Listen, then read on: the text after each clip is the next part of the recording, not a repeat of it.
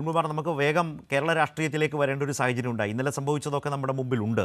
ഇന്നും പുതിയൊരു പരീക്ഷണവുമായി പഴയ വീഞ്ഞ് പുതിയ കുപ്പിയിൽ എന്ന തരത്തിലേക്ക് പ്രതിപക്ഷം അടിയന്തര പ്രമേയവുമായി വന്നു. അപ്പോഴും സർക്കാരിൻ്റെ നിലപാടിനൊരു മാറ്റവുമില്ല. ചർച്ചയായി കളയാം, ചർച്ച ചെയ്യാം. പക്ഷേ മുഖ്യമന്ത്രി പറഞ്ഞൊരു കാര്യമുണ്ട്. പക്ഷേ ഇന്നലെ ചെയ്തതുപോലെ ഒന്നും ചെയ്യരുത് എന്ന് പറയുന്നതിൽ പ്രതിപക്ഷത്തിന് നേരെ ഒരു വിമർശനമുണ്ട്, ഒരു പരിഹാസമുണ്ട്. ഇന്നലെ ചെയ്തതിലെ പോരായ്മകൾ ഇന്നലെ മുൻ പ്രതിപക്ഷ നേതാവ് രമേശ് ചെന്നിത്തല തന്നെ സഭയിൽ സംസാരിക്കുമ്പോൾ പാതി അഡ്മിറ്റ് ചെയ്യുന്ന നില വന്നിരുന്നു. അതുപോലെ തന്നെ വി.ഡി. സതീശൻ സംസാരിക്കാൻ അനുമതി കിട്ടി. പ്രതിപക്ഷ നേതാവ് സംസാരിച്ചുകൊണ്ട് നിൽക്കുമ്പോൾ ഡയസിന് സ്പീക്കർക്ക് അഭിമുഖമായി നിന്ന് മാത്യു കുഴൽനാടൻ സംസാരിച്ചുകൊണ്ടേയിരിക്കും. അപ്പോഴാണ് സ്പീക്കർ ചോദിച്ചത്, പ്രതിപക്ഷത്തിന് ഒരുപാട് ലീഡർമാരുണ്ടോ, ഓപ്പോസിഷൻ ലീഡർ നിങ്ങളുടേത് ആരാണ്, വി.ഡി. സതീശനാണോ മാത്യു കുഴൽനാടനാണോ എന്ന് ചോദിക്കേണ്ട അവസ്ഥ സ്പീക്കർക്ക് വന്നു. എങ്ങനെയൊക്കെയാണ് ആ ഒരു വിഷയം ഇങ്ങനെ കൊണ്ടുവന്നപ്പോൾ അവരുടെ പ്രതീക്ഷയ്ക്ക് അപ്പുറത്തേക്ക് സർക്കാർ നീങ്ങുന്നുവെന്ന് കണ്ടപ്പോൾ വല്ലാതെ പതറിപ്പോയൊരു പ്രതിപക്ഷത്തെ വളരെ എവിഡൻ്റായി നമ്മൾ ഇന്നലെ കണ്ടതാണ്. ഇന്നിപ്പോൾ ഇത് ചർച്ചയ്ക്കെടുക്കുന്ന ഒരു സാഹചര്യം വരുമ്പോൾ എന്താണ് കരുതുന്നത്? CPIM-ഉം സർക്കാരും LDF-ഉം പറയുന്നത് സഭയ്ക്കു പുറത്ത് പ്രതിപക്ഷം കെട്ടിപ്പൊക്കിയ നുണകൾ അവസാനിക്കും, അതുകൊണ്ടാണ് ഇന്നലെ ഭയന്നത്. എന്നാൽ ഇന്ന് ഭയക്കുന്നില്ലല്ലോ, ചർച്ചയാകാമെന്ന് പ്രതിപക്ഷം പറയുന്നുണ്ടല്ലോ. അരുൺ, ഇവിടെ കുറച്ച് നാളായി കുറേ ആരോപണങ്ങൾ യാതൊരു വസ്തുതയുമില്ലാതെ, തെളിവിൻ്റെ മൂല്യമില്ലാതെ UDF-ൻ്റെ നേതൃത്വത്തിൽ ഉന്നയിച്ചുകൊണ്ടിരിക്കുകയാണ്.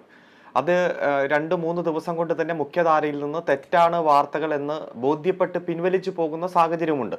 പക്ഷേ എങ്ങനെയെങ്കിലും ഇടതുപക്ഷ ജനാധിപത്യ മുന്നണി നടത്തിക്കൊണ്ടിരിക്കുന്ന ജനങ്ങൾക്ക് ഉപകാരപ്രദമായിട്ടുള്ള വികസന പ്രവർത്തനങ്ങൾ മുഖ്യധാരയിൽ ചർച്ചയാക്കാതിരിക്കാൻ വേണ്ടിയിട്ടാണ് ഇത്തരത്തിലുള്ള വിവാദങ്ങൾ വീണ്ടും വീണ്ടും ആളിക്കത്തിക്കുന്നത്. അടിയന്തര പ്രമേയം കൊണ്ടുവരുന്നത് അവർക്ക് ഈ വിഷയത്തിൽ ഉള്ള കാര്യങ്ങൾ അവതരിപ്പിക്കാൻ വേണ്ടിയിട്ടാണല്ലോ. ചൂണ്ടിക്കാണിക്കാം, അതുപോലെ തന്നെ ഊന്നൽ കൊടുക്കേണ്ട വിഷയം ഊന്നൽ കൊടുക്കാം, അതിൻ്റെതായിട്ടുള്ള ചർച്ചകൾ സംഘടിപ്പിക്കാം, വളരെ സജീവമായിട്ടുള്ള ചർച്ച ഉയർത്തിക്കൊണ്ടുവരാം. ആ അടിയന്തര പ്രമേയം അടിയന്തരമായി തന്നെ ചർച്ച ചെയ്യാമെന്ന മുഖ്യമന്ത്രിയുടെ മറുപടി വന്നപ്പോൾ തന്നെ വാക്കൗട്ട് നടത്തി നിയമസഭയെ തന്നെ തടസ്സപ്പെടുത്തുന്ന ഒരു സാഹചര്യമാണ് ഇന്നലെ കണ്ടത്.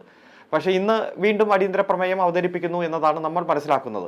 എന്തിനാണ് പ്രതിപക്ഷം തന്നെ കൊണ്ടുവന്ന അടിയന്തര പ്രമേയം അവതരിപ്പിക്കാൻ അനുവദിക്കാതെ അവതരിപ്പിക്കാൻ തയ്യാറാകാതെ, അല്ലെങ്കിൽ അതിന് നിയമസഭയിലുള്ള മറ്റുള്ളവർക്ക് അനുവാദം കൊടുക്കാത്ത തരത്തിൽ അലമ്പുണ്ടാക്കുന്ന ഒരു സാഹചര്യം ഉണ്ടായത് എന്നതിൻ്റെ കാരണം പരിശോധിക്കുമ്പോൾ അവർ ഉയർത്തിപ്പിടിച്ച വിഷയം ചർച്ച ചെയ്യാൻ നിയമസഭ തയ്യാറാകുന്നത് അവർക്ക് തന്നെ ബുദ്ധിമുട്ടുണ്ടാകും എന്ന് ബോധ്യപ്പെട്ടതിൻ്റെ അടിസ്ഥാനത്തിലാണ്. അല്ലെങ്കിൽ ഞങ്ങൾ ഇന്ന് പഠിച്ചിട്ടില്ല, നാളെ ചർച്ച ചെയ്യാം എന്ന രൂപത്തിലേക്ക് MLA-മാർ അതിൻ്റെ കടമ മറന്നു പോകുന്ന ഒരു സാഹചര്യം നമ്മൾ കാണുകയാണ്. ഇപ്പോൾ മലപ്പുറവുമായി ബന്ധപ്പെട്ടുകൊണ്ടാണ് വിഷയം. അവിടെ ഏതെങ്കിലും തരത്തിൽ സ്വർണ്ണക്കൊള്ളക്കടത്ത് നടക്കുന്നതിന് ഒരാളും സംരക്ഷിക്കേണ്ട കാര്യമില്ല. കസ്റ്റംസ് ചെയ്യേണ്ട ഡ്യൂട്ടി കസ്റ്റംസ് ചെയ്യാതെ വരുമ്പോൾ പോലീസ് ആ ഡ്യൂട്ടി ചെയ്യുന്നു. ആ പോലീസ് നിരവധി കേസുകൾ രജിസ്റ്റർ ചെയ്യുന്നു, നിരവധി ഇത്തരത്തിലുള്ള അധാർമിക പ്രവർത്തനങ്ങൾക്ക് നേതൃത്വം കൊടുക്കുന്നവരെ നിയമത്തിന്റെ മുന്നിൽ കൊണ്ടുവരുന്നു. അത് നിയമസഭ സജീവമായിട്ട് ചർച്ച ചെയ്യട്ടെ. എത്ര കേസ് രജിസ്റ്റർ ചെയ്തു, എത്ര സ്വർണം അതിന്റെ ഭാഗമായി കണ്ടെടുത്തിട്ടുണ്ട്, എത്ര ഹവാല പണം അതിൽ ഉൾപ്പെട്ടിട്ടുണ്ട്, മുഖ്യമന്ത്രി തന്നെ അടുത്ത കാലത്ത് അതിന്റെ കണക്കുകൾ പുറത്തുവിട്ടിട്ടുണ്ട്. അപ്പൊ അത് സജീവമായിട്ടുള്ള ചർച്ചയായി മാറുമ്പോൾ ആർക്കെങ്കിലൊക്കെ ബുദ്ധിമുട്ടുണ്ട്. ആ ബുദ്ധിമുട്ടുകൾ നേരത്തെ മനസ്സിലാക്കി അടിയന്തര പ്രമേയത്തിന് നോട്ടീസ് കൊടുത്തവർ തന്നെ അതിൽ നിന്ന് പിൻവാങ്ങി പോകുന്ന സാഹചര്യമാണുള്ളത്. പിന്നെ ഹിന്ദു ദിനപത്രത്തിൽ വന്ന ലേഖനവുമായി ബന്ധപ്പെട്ടുകൊണ്ടും അതിന്റെ ഭാഗമായിട്ട് ഉയർന്നു വന്ന വിവാദങ്ങളെല്ലാം മുഖ്യധാരയിൽ തന്നെ മുഖ്യമന്ത്രി മറുപടി കൊടുത്തു. ജനങ്ങൾക്ക് അത് ബോധ്യപ്പെട്ടിട്ടുണ്ട്. മുഖ്യമന്ത്രി പറയാത്ത വാചകങ്ങളാണ് ഹിന്ദു ദിനപത്രം അച്ചടിച്ചത് എന്ന് പകൽ പോലെ നമ്മുടെ മുന്നിൽ വ്യക്തമാണ്. ഏത് വിഷയമാണ് കഴിഞ്ഞ 8 വർഷമായി UDF ഉയർത്തിക്കൊണ്ടുവന്നത് ജനങ്ങൾ അംഗീകരിച്ചത്, അല്ലെങ്കിൽ അത് വിജയിക്കുന്ന സാഹചര്യം ഉണ്ടായത് എന്ന് പരിശോധിക്കേണ്ടതാണ്. ഒരൊറ്റ കാര്യങ്ങൾ പോലും ഒരാഴ്ച പോലും വാർത്തയാക്കാൻ കഴിയാത്ത തരത്തിൽ കുമിള പൊട്ടുന്നത് പോലെ പൊട്ടിപ്പോയതായിട്ടാണ് നമുക്ക് കാണാൻ കഴിയുക.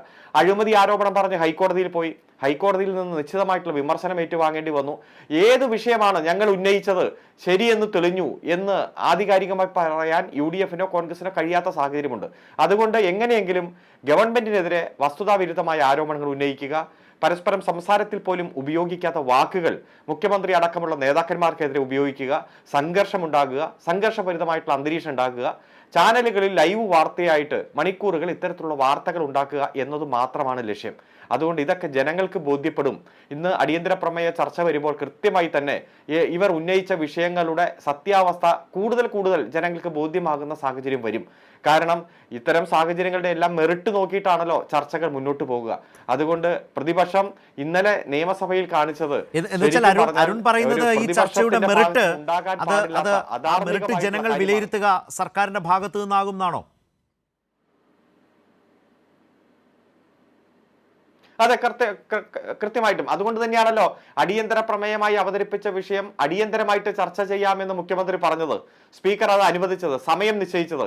അങ്ങനെ സമയം നിശ്ചയിച്ചാൽ ആ ചർച്ച നടക്കാൻ അനുവദിക്കേണ്ടത് അല്ലെങ്കിൽ നടത്തേണ്ടത്, തുടക്കം കുറിക്കേണ്ടത് പ്രതിപക്ഷം തന്നെയല്ലേ? പ്രതിപക്ഷം ഓടി ഒളിച്ചപ്പോ ഇന്നലെ അവരുടെ ആവനാഴിയിൽ ഒരായുധവും ഉണ്ടായിരുന്നില്ല എന്ന് തന്നെയാണ് അർത്ഥം. ഇന്ന് കുറച്ച് ആയുധങ്ങളൊക്കെ അവിടെ നിന്നും ഇവിടെ നിന്നൊക്കെ ശേഖരിച്ചു വരും. പക്ഷേ എത്ര വന്നാലും സത്യമാണല്ലോ എല്ലാത്തിനും വലുത്. സാമർത്ഥ്യം എത്ര കാണിച്ചാലും സത്യം തന്നെയാണ് വലുത്. അതുകൊണ്ട് ഈ ഉയർത്തിയ ആരോപണങ്ങളെല്ലാം വെറും പുകമറ മാത്രമാണ്, ആരോപണങ്ങൾ മാത്രമാണ് എന്ന് കൂടുതൽ കൂടുതൽ സ്ഥാപിക്കുന്ന സാഹചര്യം, ജനങ്ങൾക്ക് ബോധ്യപ്പെടുന്ന സാഹചര്യം ഇന്നത്തെ ചർച്ചയിൽ ഉണ്ടാകും. പ്രതിപക്ഷം എന്നാൽ എല്ലാത്തിനെയും എതിർക്കുന്ന പക്ഷമല്ല.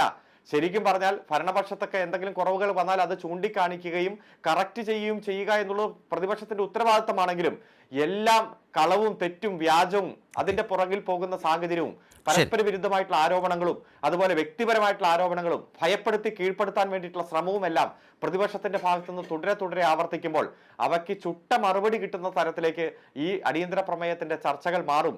അത് കൃത്യമായിട്ട് തന്നെ ബോധ്യപ്പെടാൻ ജനങ്ങൾക്കുള്ള ഒരു അവസരമായി ഇത് മാറും എന്നതിൽ യാതൊരു സംശയമില്ല.